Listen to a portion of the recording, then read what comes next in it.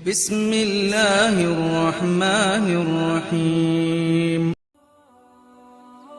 Assalamualaikum warahmatullahi wabarakatuh. Cerita hikmah Islam keempat. Kisah juragan tanah dan kakek penghuni gubuk. Dikisahkan ada seorang miliarder sekaligus juragan tanah.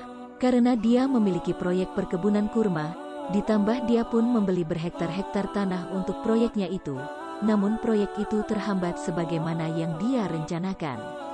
Pasalnya ada satu penghuni gubuk dengan luas 6 kali 5 meter yang dihuni oleh seorang kakek yang tetap bertahan dan tidak ingin menjual gubuk tersebut. Juragan tersebut berkali-kali menugaskan anak buahnya untuk membujuk kakek tersebut agar rumah itu mau dijual, bahkan harganya pun dinaikkan 2 kali lipat dari semestinya. Tetapi si kakek tetap bersikukuh tidak mau menjualnya. Alasannya karena gubuk tersebut memiliki banyak kenangan bersama mendiang istrinya. Berkali-kali juragan tanah menugaskan anak buahnya dan berkali-kali pula penolakan yang diterima. Padahal harga yang ditawarkan sudah jauh di atas harga normal. Namun, kakek itu tidak tergiur sedikit pun. Beberapa hari pun berlalu, juragan tanah masih terus memikirkan cara agar gubuk reot itu bersedia dijual oleh kakek tersebut.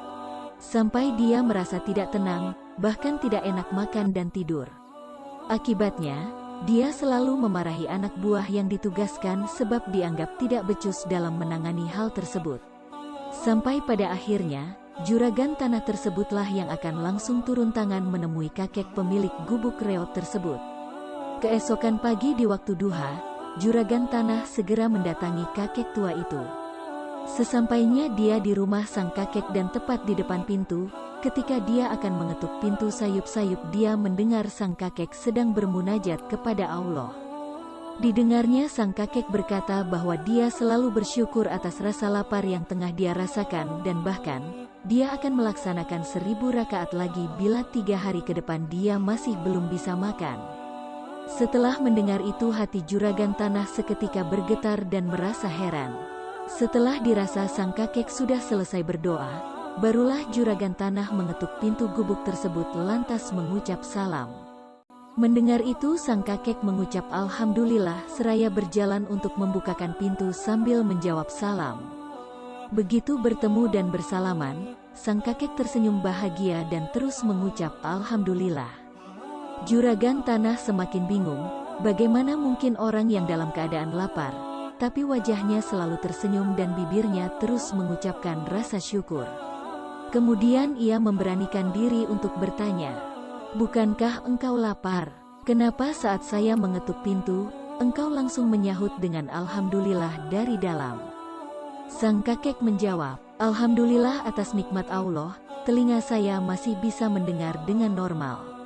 Bukannya di tempat lain, banyak yang bermasalah pendengarannya. Lalu kenapa engkau menyambutku dengan senyuman hangat, bahkan bukan seperti saudara jauh? Bukannya engkau tahu, saya tidak membawa sepotong roti pun. Pun demikian, Alhamdulillah atas karunia Allah, engkau bertamu dan dengan mengucap salam, engkau telah mendoakan keselamatanku, ini sudah lebih dari cukup. Selain dari itu Alhamdulillah, mataku masih diberi karunia Allah bisa melihat dengan normal, jantungku pun normal. Masya Allah nikmat-nikmat inilah sehingga saya kuat menyambutmu seperti ini." Singkat cerita, juragan tanah itu tersadar kemudian menangis.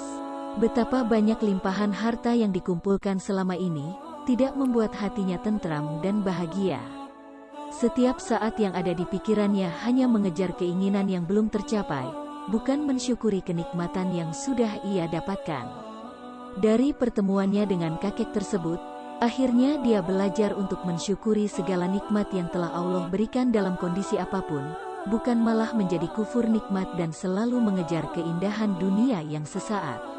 Semoga dari kisah ini kita sama-sama belajar untuk mensyukuri semua nikmat yang telah Allah berikan kepada kita dalam kondisi apapun, baik senang maupun sulit.